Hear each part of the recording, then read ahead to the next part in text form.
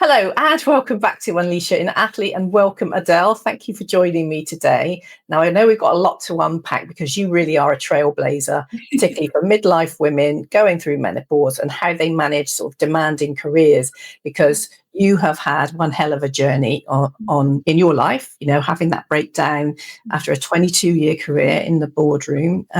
Helping women really get through that challenge. And what we really want to discuss today is what it's like being a high-performing woman, starting to go through that time in your life, how you manage to keep competing with men at the same level when you're dealing with all the changes that are going on and all the symptoms and having to deal with all of that. We're also going to look in, hopefully, a little bit to, what's changed over the last 10 years for women in business when it comes to health, resilience, all this kind of thing. I really want to get your perspective on HRT and the importance of that. And obviously, towards the end, giving your strategies and tips to help women keep reinventing themselves, keep performing at their very peak.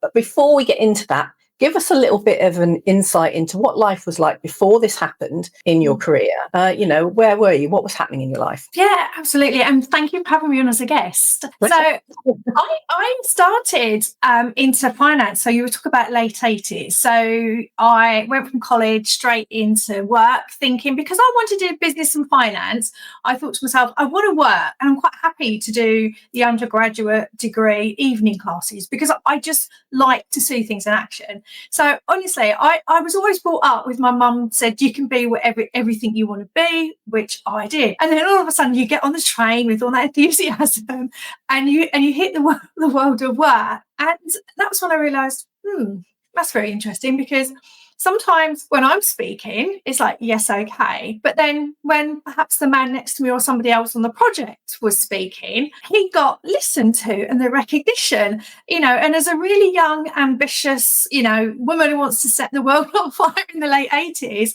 when we're still writing in red books and no spreadsheets, you were like, oh, that's really odd. I don't get that. And I sort of go home, chat to mum and dad, and mum says, just keep going, just keep pushing.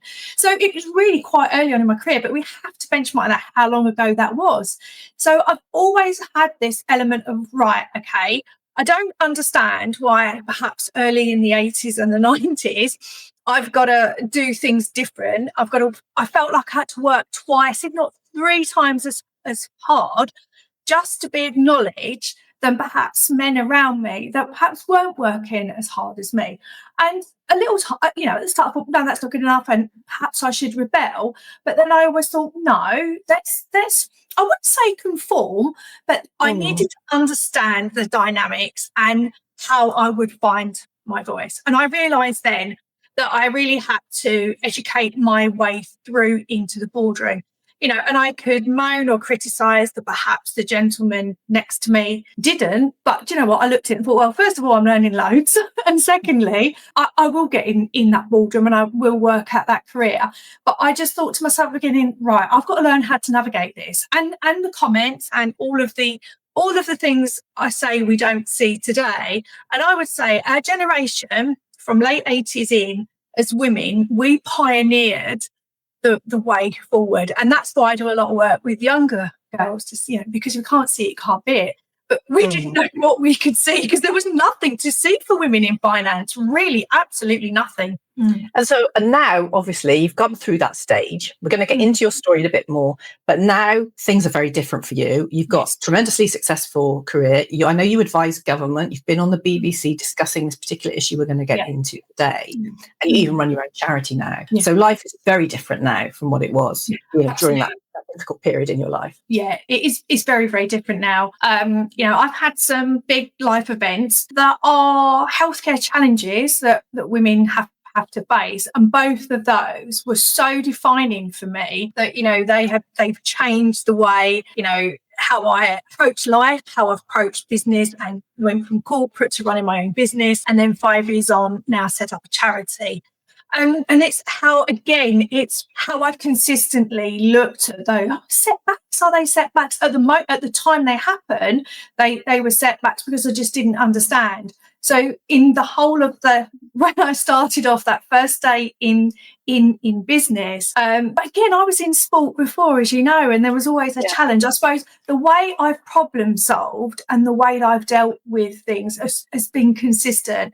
It's the size of the problems and the challenges, and then also articulating to others. I've never wanted another woman to go through what I've gone through, and I certainly don't want my daughter to go through the challenges. So for me, it was, my life has changed a lot because I've now gone through those events. I help young people, but I also continually support women of my age, because not all of them have got the strength of voice of me, and they're willing to put up with behaviours that perhaps they shouldn't. So I help women, find their voice. I really do.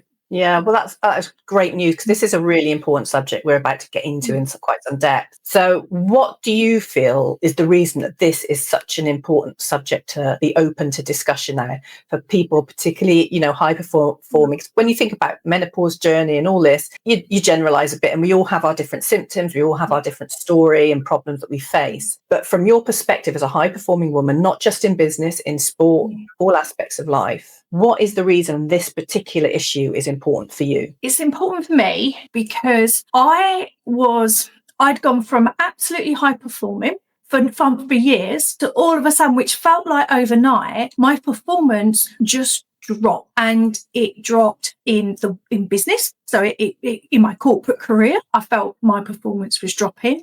Don't laugh. My performance at home as a mum, forgetting to unload the dishwasher or getting angry at the smallest of things, and I was still doing some sport as well, and I didn't feel strong enough anymore. So my performance as high performing career woman just dipped every single where. And the thing is when you've worked hard to get there, and then perhaps people around you, they may or may not have been. I felt really judged, but that was also myself, and I felt even more and more under scrutiny. And what was happening is, because at the time I didn't know what my body was doing, but the more concerned I got about my performance, the worse it got. And to the point where I can honestly say to you, probably the last 3 months before my breakdown, I wouldn't say sleepwalking through life, I would say running so fast, but really not aware of what I was doing. I'd gone beyond an autopilot because I was working on a big project that I was leading, and I was responsible for people and a project.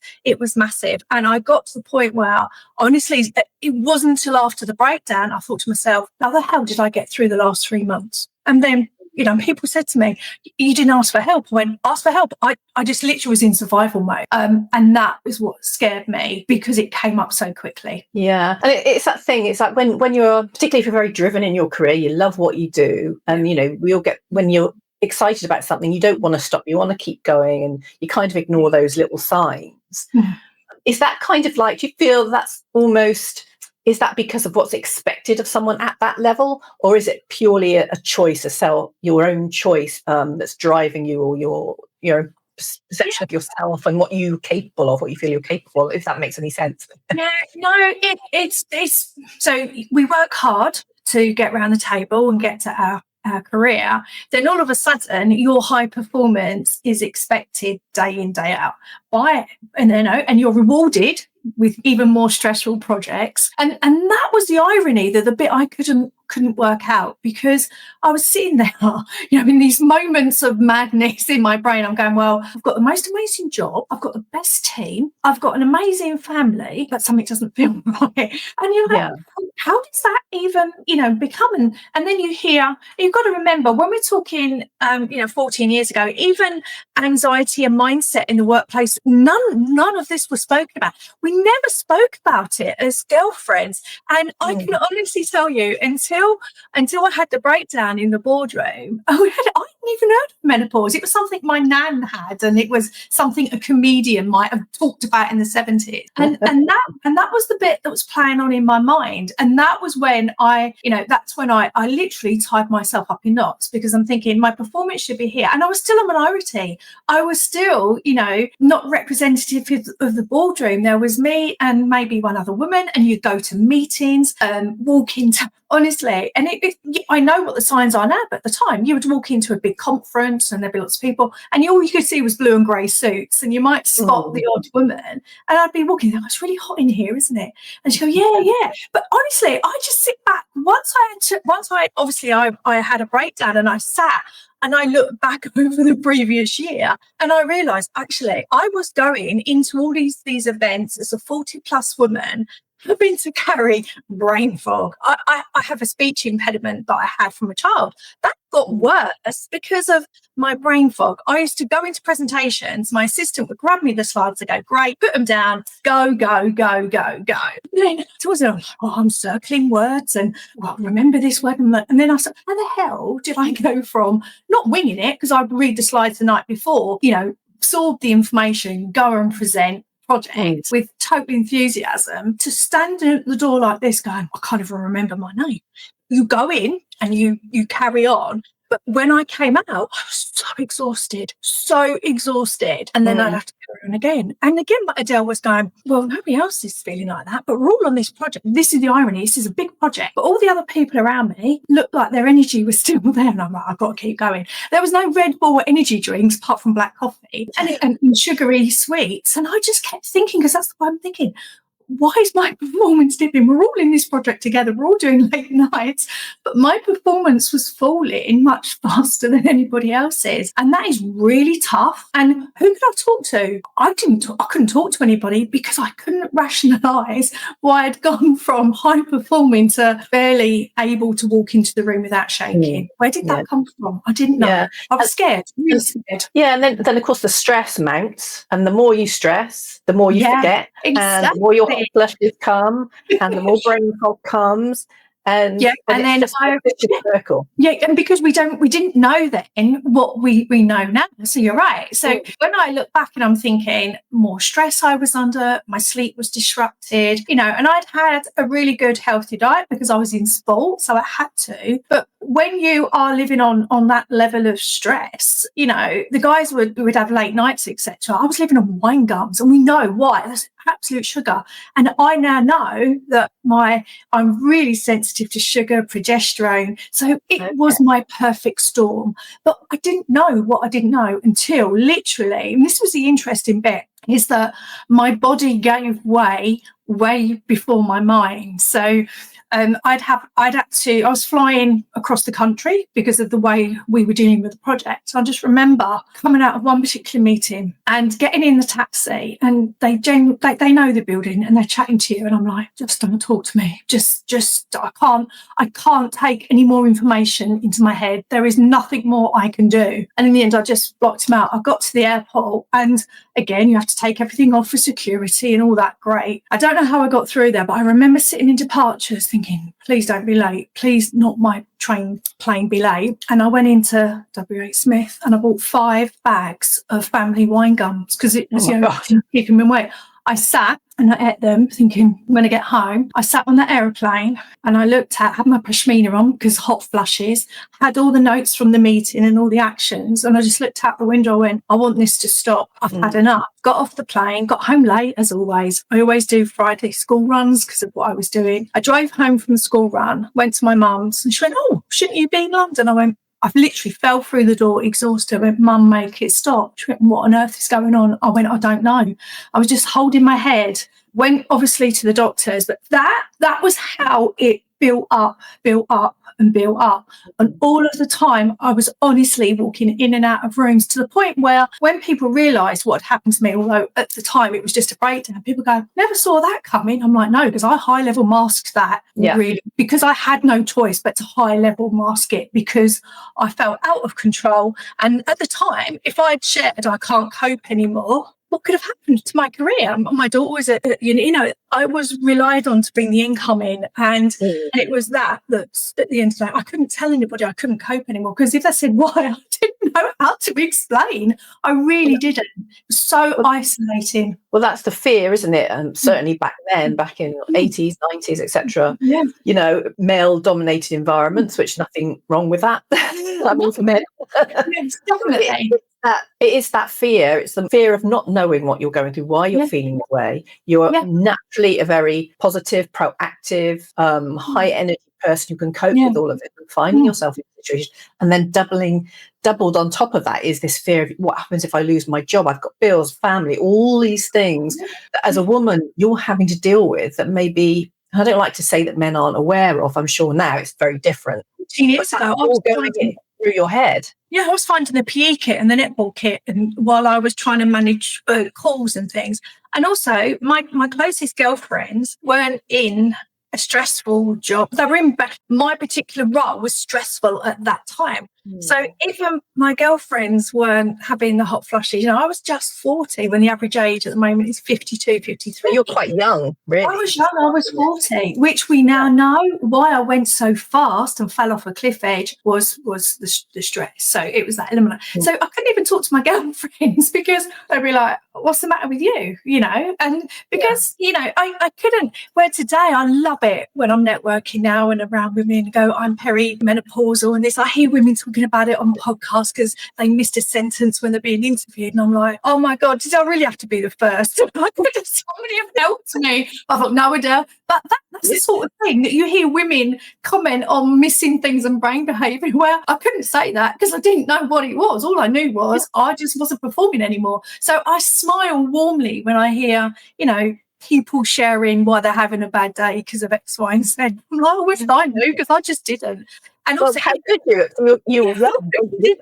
Age. It wasn't have been expected. No, it wasn't. And if you did know, are you in the right working environment for people around you to understand? And that's another story as well. But if you think, and I have since met women in, as young as me going through menopause because I did research and we realised that we're all, I call us menopausal women of the financial crisis. There was a few of us. So it's true. And that's because that's my research. I wanted to join the dots up. I didn't want to accept it. The challenge was accepting that I wasn't fit for work. So I took some time out. And then the next battle was in the GP with the GP. And he said to me, well, you got anxiety and depression. I'm like, no, I haven't. I said, I've got an amazing job, amazing family and everything else. Something's not quite right. And he was like, well, I would definitely consider some antidepressants. I was like, yeah, but I'm not depressed. I don't take a paracetamol, so why am I going to take these antidepressants? He said, well, what about periods then? I said, well, I probably haven't had periods for a while because I've been really busy, etc. And he went, okay, well, you're young though, aren't you? It could just be a missed period. Are you pregnant? I was like, no, I'm not pregnant, not at all. What's going on? So I said to him, should we have some blood work done? Because, I can't walk away with a prescription for antidepressants. I'm not depressed. There's something going on. Reluctantly, we had some blood work done. And then I went back and he said, oh, this is interesting. I was like, oh, what's going on? Is it iron? He said, no, your markers are showing us post-menopause. I looked at my mum and I was like, well, my mum had a hysterectomy. She went, don't look at me. My mum's really glam, and she went, I had a hysterectomy. And my mum's mum died when she was in her early 30s. I said, oh, great. So I'm the first generation then, mum, because her great-grandmother would never have spoken about it. He said, yeah. And he said, that's unusual. He said, because you're so young. I said, okay. I said, so what does that mean? What does it mean? I'm thinking, what the hell is that? What? And he went, well, my honest opinion is, why don't you get a less stressful job? I was like, pardon? And my mum, it was really funny. My mum went, because she knew what was coming. And she went like that. And I went, less stressful job. Why should I have a less stressful job? Because I'm, whatever this is of post-menopause. He said, well, it's aging now. I was like, oh. And then my mum went, oh my God. I said, really? So basically at 40, I've come in here. You've written me off with anxiety, depression, menopause, get a less stressful job. And I have just got to the point in my career because I just finished the MBA. It was amazing. No, I'm not taking this as an answer. I said, I've always been fit and healthy, but something was not working. So I said, no. And because I just finished, I've always studied and researched. And I said to him, look, I'm going to take the prescription and I am not going to take antidepressants or anything until I've gone and really understood how my body has changed. And that's when I decided to take extended leave from work. And I went back to my favourite subject of human biology and sports performance because somehow my body body had pretty much dumped me on my backside, and I wanted to know why. And that was my tenacity of resilience. I wouldn't take that as an answer. I wasn't going to accept it. No, and thank God you didn't, because that led you down the next journey, which is probably the most challenging time of your life. But before I get to that, I just want to sort of touch on the stress, because we know that those increased levels of stress really affect things like your cortisol level and all these sort of hormones. And once you get an increase in those, then you become more susceptible to disease and illness. And so for you, this takes us into what was the next part of your journey,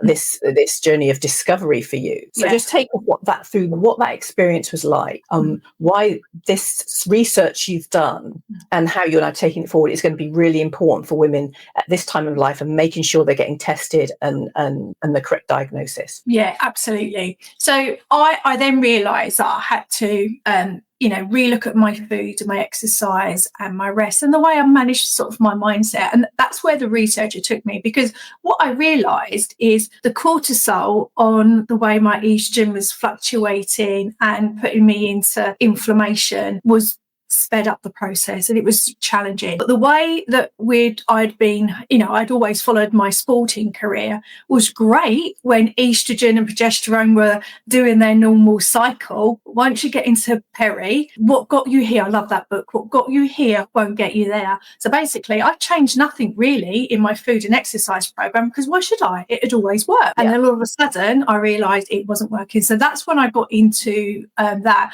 And also what I realized, which is so fundamental to not like my carrying on my journey, my story now, I split symptoms into two.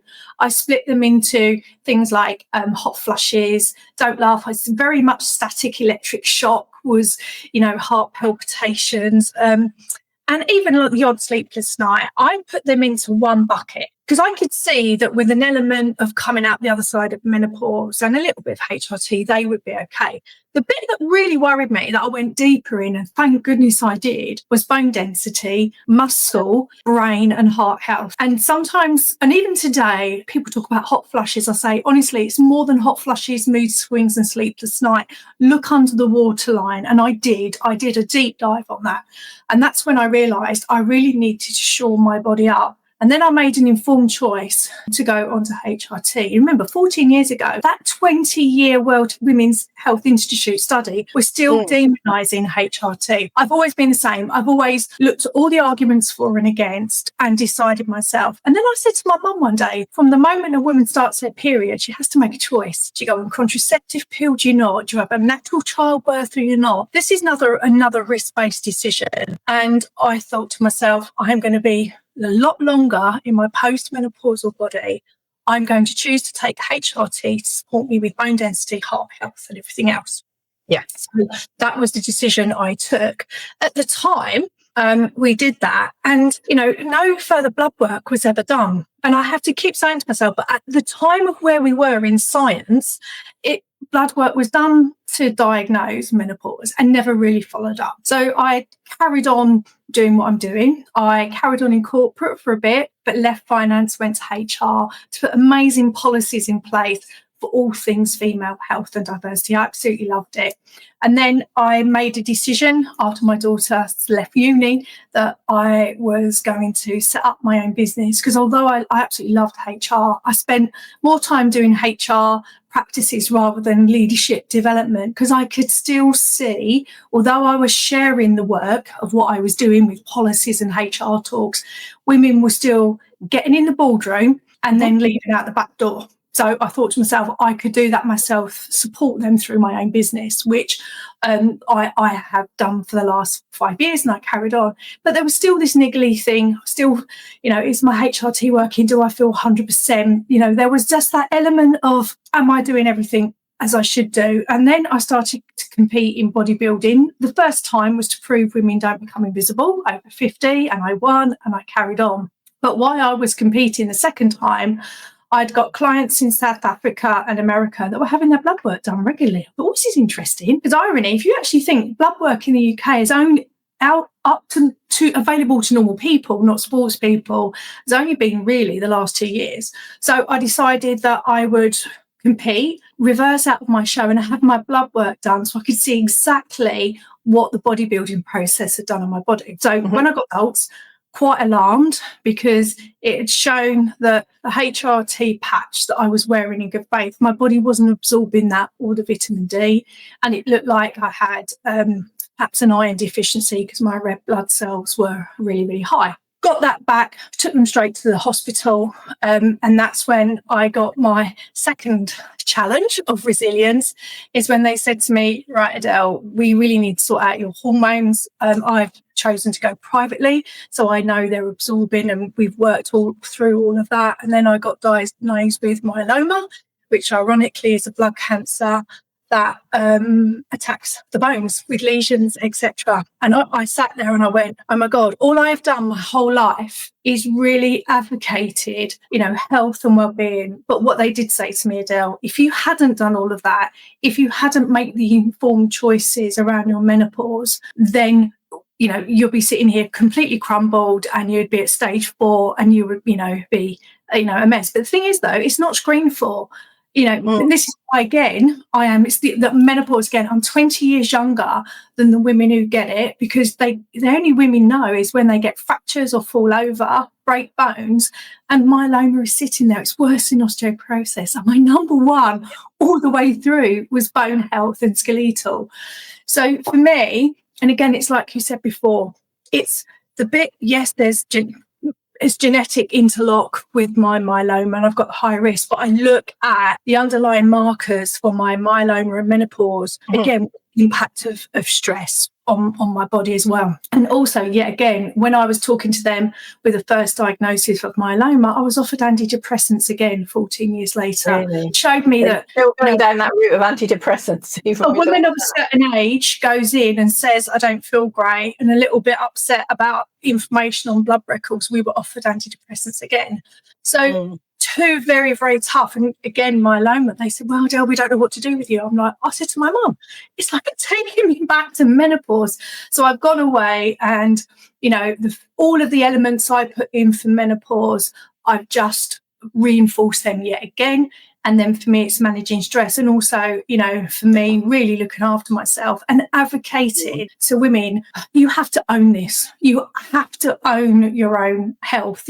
God, I'm so pleased everything has moved on in the last 14 years. But my lessons learned is, own your health, own your blood work. And if you don't feel great, don't be, pushed away with antidepressants. Oh, well, it's your age. I know my own body, and I know what I'm capable of. And when I don't feel capable, I know how to dig around. But I was talking to a group of women yesterday. I said, but why does it take a cancer diagnosis for a middle-aged woman to say, no, listen to me? And yet a lot has moved on in 14 years. And then some days I think, has it really? So for me, it's mixed. Yeah, I mean, maybe it's a female thing as well. We just sort of accept the doctor, what they say, and maybe it's time we need to be, because as you say, we know our bodies, we know when something's, that old gut instinct that we have, that intuition, is just be a little bit more forceful, saying, no, I want to have these tests, something isn't right, I want to have these tests, and insist on it.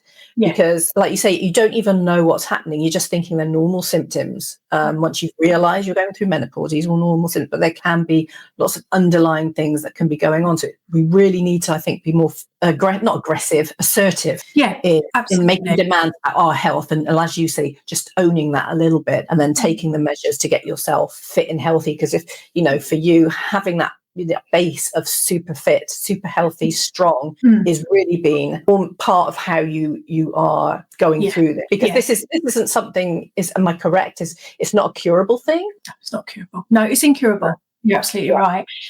So for me is, again, I and what makes those discussions with the doctors easier for me is I take in my own research and my own understanding, and I'm pretty much script, because you go in and you never know how they might drag you through a conversation. So I always go in scripted. Now I am part of a trial because it's incurable, not because of drugs, but because obviously I'm a lot younger and fitter. As my mum said, you're the fittest woman I know with a chronic illness. So what they're doing in the trial is watching my markers and watching what I do, because when they started to look at my data with the data for Myeloma, oh, you got 5 years. And I'm like, excuse me, I'm saying with menopause, you're basically writing me off. But how can you? Because you're not screening for it. I found it. And they went, oh, yeah, you've got a point. So I was even saying to them, look, do you know what? I'm going to do a really brave thing. I am going to baseline me against me. All right.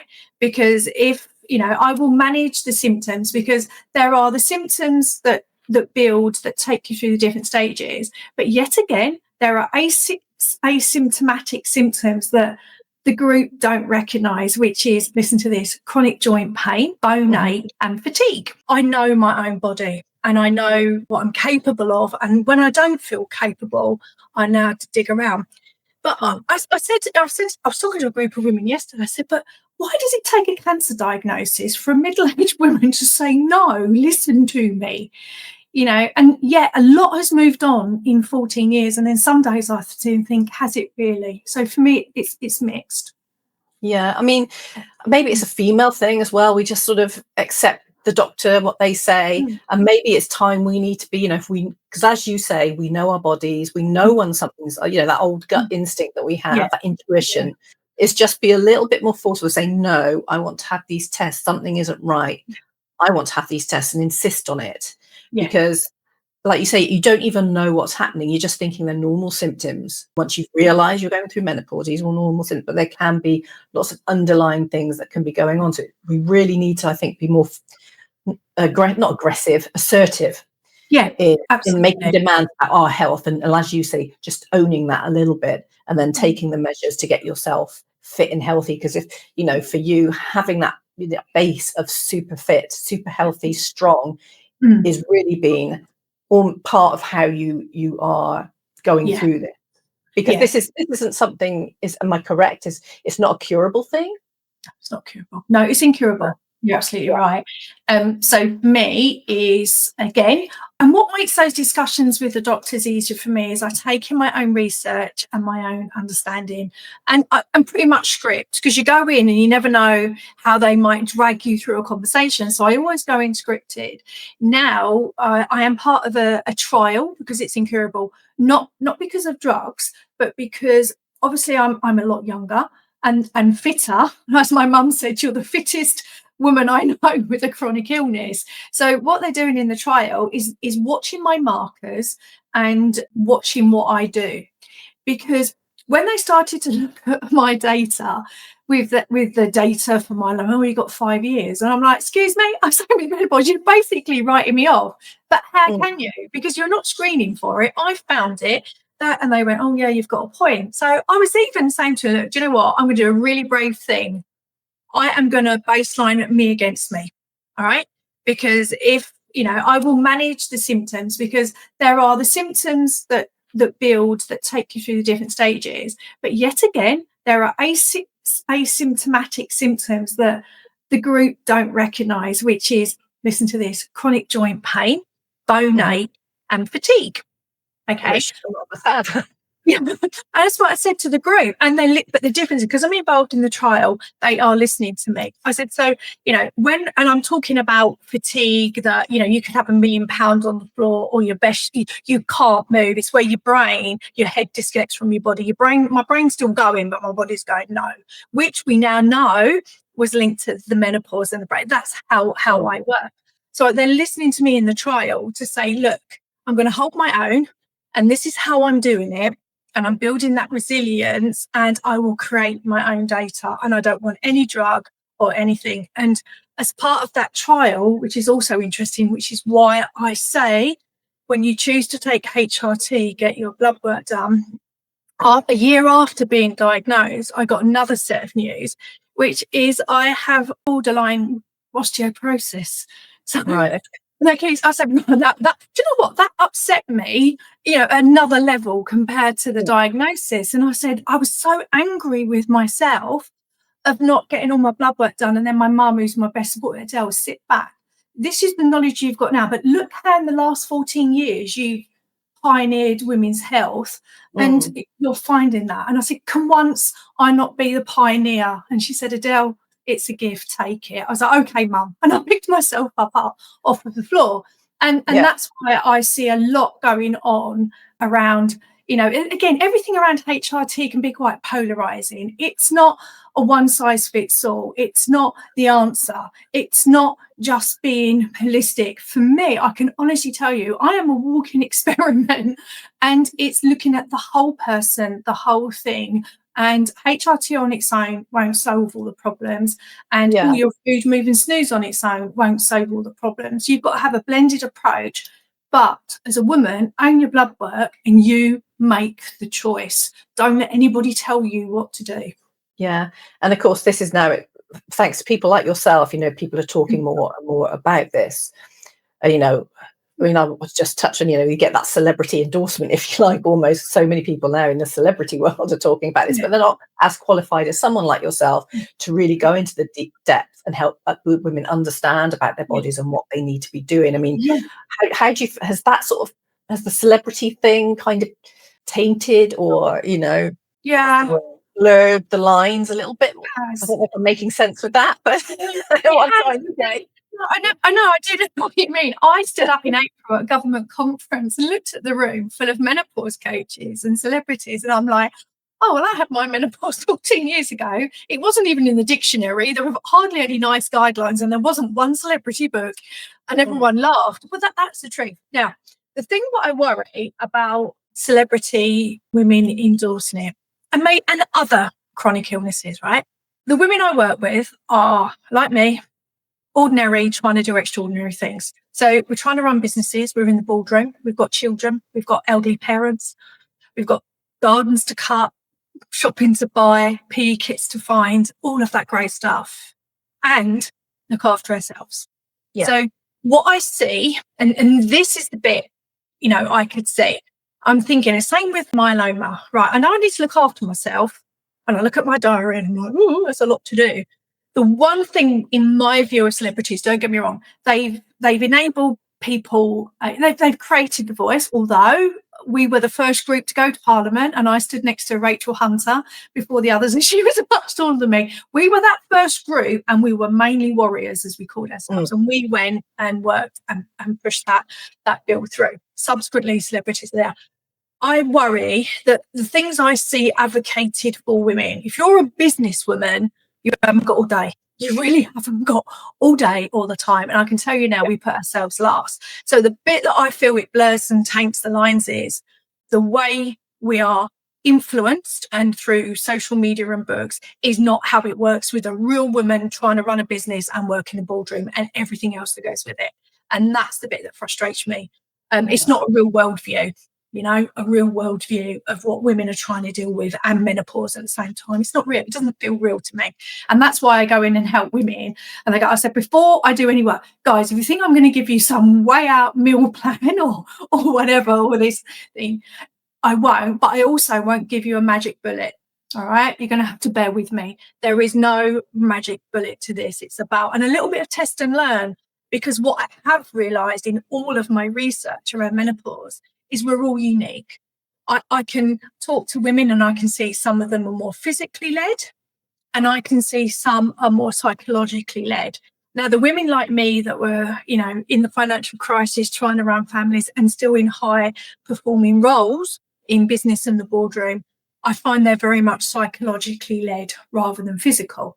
And then that's their asset. My brain was my asset. So again, trying to give these women elaborate strategies, just, all right, Adelle, and go out the way. All right. And plus they're time for, so it's exactly. So for me, and I always feel it's realistic. And also we can't not take the lens off of aging. Okay, because there's an intrinsic link between menopause and dealing with it, and women's like, oh, I'm going to get old. And you and I know that women do not get always the best publicity and focus as they age. We know that. It's getting better, but I remember, and this was the trigger for me to step on stage. I am a Sex and the City girl, yeah? I grew up with Carrie Bradshaw and everything else. They were coming back for the new season, the new build, just like that, which I've watched. And on Instagram, they're going, oh, gosh, haven't they aged? I'm like, they're 54, for God's sake. Really? And then there's George Clooney and John Cruise and all the others on this film. And I'm like, no, I'm not having that. Right, I'm not having that. Because, and that is the pressure, sometimes the unspoken pressure of it. So we women go, oh, I'm not facing into menopause, that's not going to happen to me, because it's intrinsically linked with aging. And so therefore, we're talking about women, hitting the boardroom. Women are having children later in life. So you're having, you're having girls and teenagers with periods, then you're having women, the whole dynamic. So the way I look at it, because people say to me, why do you coach resilience, for men and women? I said, well, look, at the end of the day, we cannot get away from the fact that women have different chromosomes, XXXY. Okay. So, and what that means is women have got a lot more hormones flowing through their body than a man. And the way we deal with cortisol is very, very different. So that's the human biology. You can't change it. I've tried. No. You can't. So that's the human biology. A lot of people like to believe you can't change the biology. I'll fight this all the way because I don't like the word no, but I can't. So right, Adelle, lean into your biology, right? Don't argue with it. As Mum says, stop arguing and understand. So I'm understanding my biology. So there's that element, which I teach women how to lean into the biology. And then I was teaching men why perhaps we might not perform the men. And then the other bit is the social construct of a woman in the role. Don't get me wrong, it's a lot better, but I still talk. I run a networking group for women, and I get, I'll be 10 minutes late because I've got to drop the children, I've got to sort the dog out, got to do this, got to do that. And I'm so controversial. So where's your partner in this? Oh, I just get up and go to work. Okay.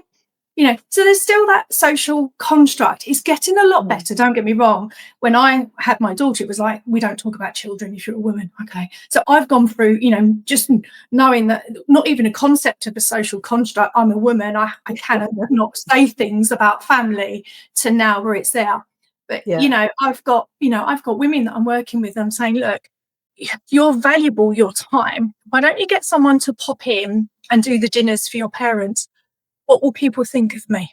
Not the money. I said, but your salary and what you earn per hour, you could get that. I said, but when you go to your parents, it's quality time rather than rushing in, cooking. And she said, but I'm worried what people will think. And then she came back to me the following week, she said, I've done it. I said, and what did people think? Nothing. I had a little comment from my sister. And then I said to my sister, you live 100 miles away. What would you do? And she, but that is the social construct. And again, all of that adds stress and hormones. So when you see the woman in the boardroom, the way I look at it now, not so much then, it was text. When she leaves that boardroom, how many WhatsApp groups is she managing? What is she doing? What's that performance? And we've still got that social construct. I talk to my daughter and I hear the way she talks to her partner. I'm like, yeah, she's, yeah. And then the other day he said, Mum, it's easier to tell him because he doesn't get it. I said, sometimes really just tell him, write on a whiteboard what you want him to do each day. Brilliant, she said. I said, because you're getting stressed because he can't read your mind. Yeah. Well, no. It's taking back that control of your situation, being very clear with what you need, and not being afraid to sort of say that. Yeah, and it's those elements that, I help women with, and they're easy. I remember delegating the dishwasher, and I've got OCD. I like it lined up and everything else. And I had a meeting finished early. I ran in there, opened the dishwasher, and was like, oh, it's not quite in the right order. And then the old Adelle, before the breakdown in the boardroom, would have redone it all. And now Adelle just walked away and did it. And what I think the biggest thing is, when I realised in the boardroom what happened to me, I sat with my family and I educated my daughter and everyone around me why Adelle had gone from A to Z, and that was brilliant. And when I was having one of my moments, my daughter used to bring me my trainers and go, Mum, you need to go for a walk, you're having one of your menopause moments. And it was good. And what I also did, I was brave enough, because again, my girlfriends at the time, I went, you're going back to work, wouldn't it be easier to say you had depression? I went, no, I'm going to put menopause on that 6 certificate. And they're like, oh, I wouldn't. And I did. And I went back to HR and I ran workshops, and then women would come up to me and went, thank you, because that's how I feel and I didn't know. So for me, it's being brave and sharing that story. Even now, people come up to me, oh my God, yeah, I feel like that. And when I went on the BBC and really sort of shared in depth, I had so much outpouring on my social media from just as many men when I'm going to share this with my wife because I'm really concerned about her. So as tough. I could have just walked away. Same with myeloma. Don't get me wrong. Some days I want to go under that duvet, but if I don't come out and share about my learnings, my story, as long as I help one woman, through a health challenge, that's all I ask for. And also, I do a lot of educating with younger girls in sixth form to help them with resilience, because I look at what they're going to grow up through. We didn't have Instagram. You went home, you shut the door. There was one telephone, right? It was by my dad's chair. If you were on you just got on with it. You just got on with whatever went through at you. Yeah, definitely. So for me, it's about teaching that whole resilience. But if you don't share your story and you're vulnerable, because sometimes it looks like we've got it all together, and we don't. And I think it's being honest. There's lots of things bubbling under the surface, isn't there? So, so going from that point, what do you think the future is now? I mean, from what you're saying, men are being more willing to talk about it and discuss it, concern for their partner, their wife, whatever. Yeah. So what do you think the future is going to be now? Is it looking bright? Is it looking positive? And are the government saying anything in particular about putting things in place, such as making sure women are getting their bloods tested and all that sort of thing? Yeah, if I can break that down into two parts, in terms of the conversation and visibility and chatting, absolutely progress is being made, and I talk openly to as many men and women around menopause. And like I said, I hear women chatting about it, people being interviewed about it. So the word, the phrase, and it's definitely mainstream. The downside of that, there's a lot of so-called magic products and hair creams and T-shirts that are going to cure it all. So we have to go with the myth understanding. But do you know what? If that is, women will make their own choices about chocolate and tea bags and T-shirts or whatever. But as always, there's marketing. It is what it is. But the conversation is there. Now, if we take a step back, when we look at then the underlying support and health and screening for women in the UK, I know that is still a lottery. It is still a lottery if you can get an appointment. It's still a lottery if you can get support with hormones. And at this moment in time, we don't do blood work to check if the HRT is working. So there's a lot to be done there. But I know that's I also have insight to what's going on in the cancer space as well. It's struggling. We know the NHS is struggling, and we know the support services around that are struggling as well. So in some days I feel like that's gone backwards. We had nothing, it got well, we went into COVID, and I think sometimes we're still struggling. And also the demand, because more women are going, I want that doctor's appointment. So there's also increased demand. And that's why, love it or hate it, the private market for hormonal health has gone through the roof. It's all about choices. So there's that element of it. And the other bit for me that is progressing, but I still want women, is you got to take ownership. You can talk to your company, you can educate your corporate team, your team around you, your boss, your stakeholders, your customers, your family.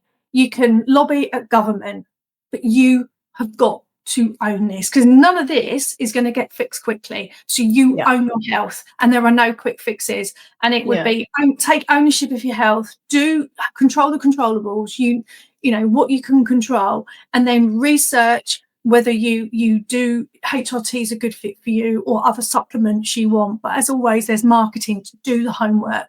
So I think women should I think there's more to be done for women. Really take ownership, because you can't sit back, learn, don't sit back. You can't afford to sit back. If I'd sat back, I would have walked away from my job. But what scared me the most, if I'd walked away when that GP gave me antidepressants the second time, I'd be a ticking time bomb with myeloma. So you've got to own it. As much as it makes me grumpy, own this. And I think there's still more work to be done for women to really own this. Yeah. And what would you, talking of that subject of owning it, what now do you think would be your strategies or your tips for women to start owning this? What sort of steps would you suggest to a woman that this is now, if this is something you're worried about and concerned about, these are the things I would suggest you do to get yourself, first of all, make sure you're as healthy as you can be, and then to maintain that health moving forward and giving yourself the best possible chance of staying fit, healthy, and being able to continue performing at your peak? Definitely. I would say the first thing is sit down and accept that the symptoms of menopause go into two buckets. There's the things that you can handle by wearing layers and pashminas, and that would be hot sweats. But please take the time to understand the impact on your brain, heart, bone density, etc. That is serious, because you won't feel that right now. But as you age, it's a hidden, it's a silent killer. So it's important that you please, first stage is just split the symptoms. All right, just sit and split the symptoms. And then from that, in terms of your food, exercise, sleep and stress, you've got to really own that. You've got to make food a priority. You've got to eat whole food, stay away from process. And as tough as it is, when I work with women, sugar and alcohol is, when you're going through the height of those fluctuations, it just exacerbates it massively. So you have to take those tough decisions. I coach women to go to evening events and buffets and make the best of a bad choice. All right.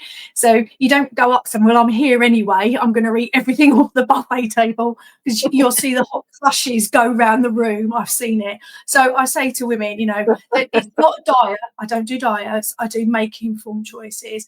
Again, about food, I say to the women, the biggest thing I say to women is, don't let your body second guess when you're going to feed it, move it and sleep it, because there's enough uncertainty you're dealing with.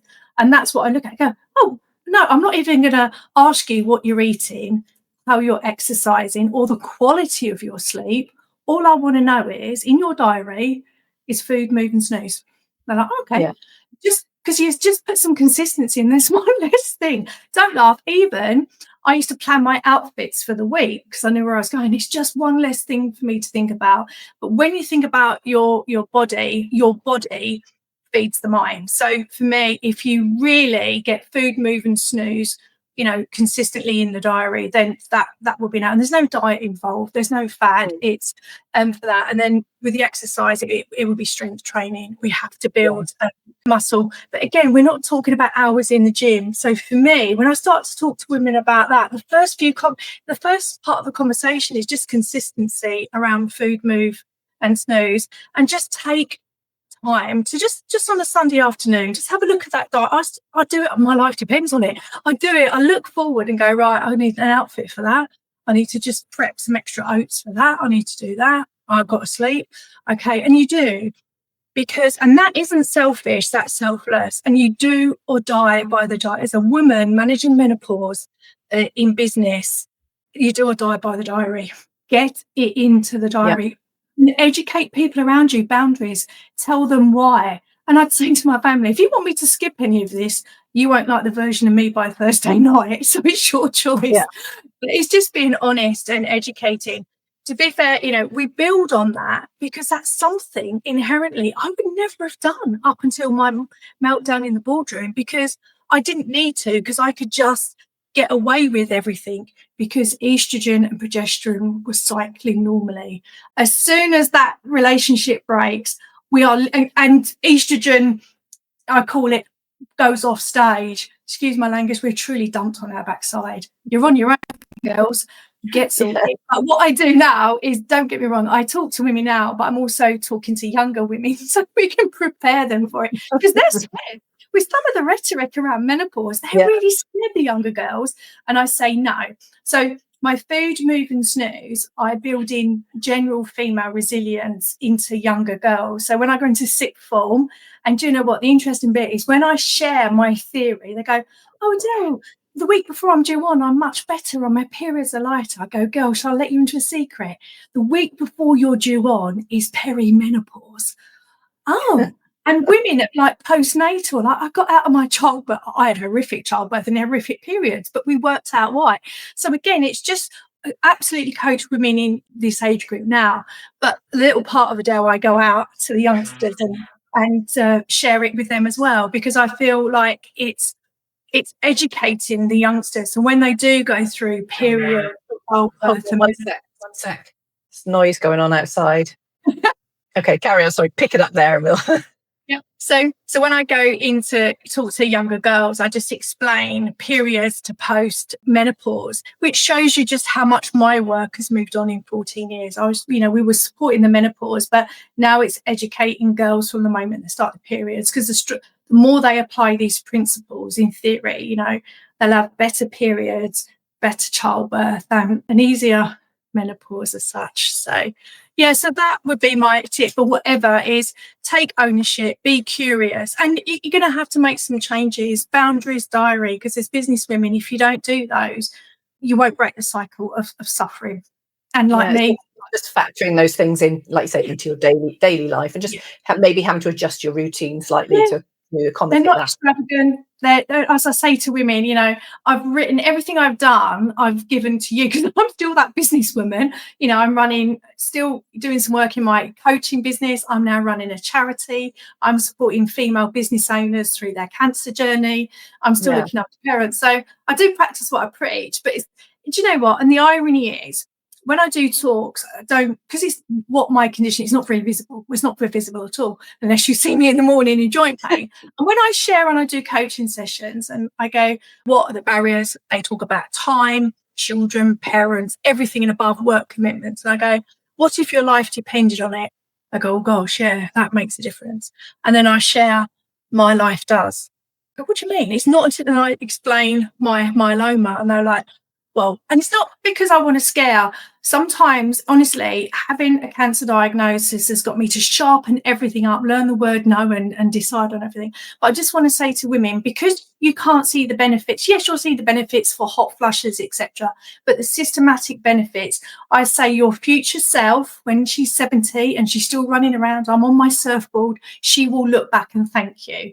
But please, always look at it as like the quality of your life depends on it, because you would say no to things. And that is probably my last gift of how I help women reframe themselves, is think about the quality of your future life, not today, the 74-year-old version of you.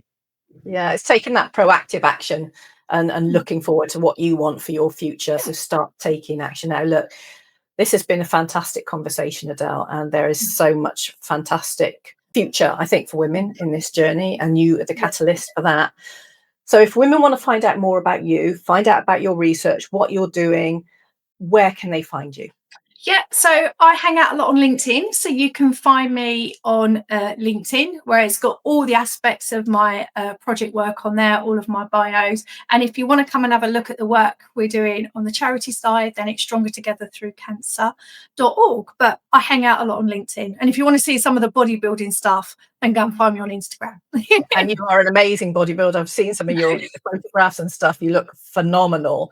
And for someone who is going through the journey you've gone through and can still look that fantastic, I think we all need to get on your program, quite honestly. No, definitely. I've set an ambitious target. I'm going to get back on stage in May next year, because my last bodybuilding is tainted with the diagnosis, and my oncology team and my rheumatology team go, oh, okay, I'll go, give me one more time. They're like, whatever. I'm doing everything. So I'm going to prove one more, and also raise money for charity. And again, it's to prove, no matter what life throws at you. Don't get me wrong, I've gone under the duvet a lot, but it's about choices. I could choose to own this or choose, so I will get on there one more time to show off. But this has been great, Adelle, and everyone is going to benefit from what you've said, and I've certainly learnt a huge amount talking to you. But I really would like to thank you for joining me today and inspiring many, many women for sure, and the future generations coming forward to have better health as they get older. So for now, I'd like to thank Adelle for joining me, and thank everybody else for listening in to today's episode. Thank you. Thank you.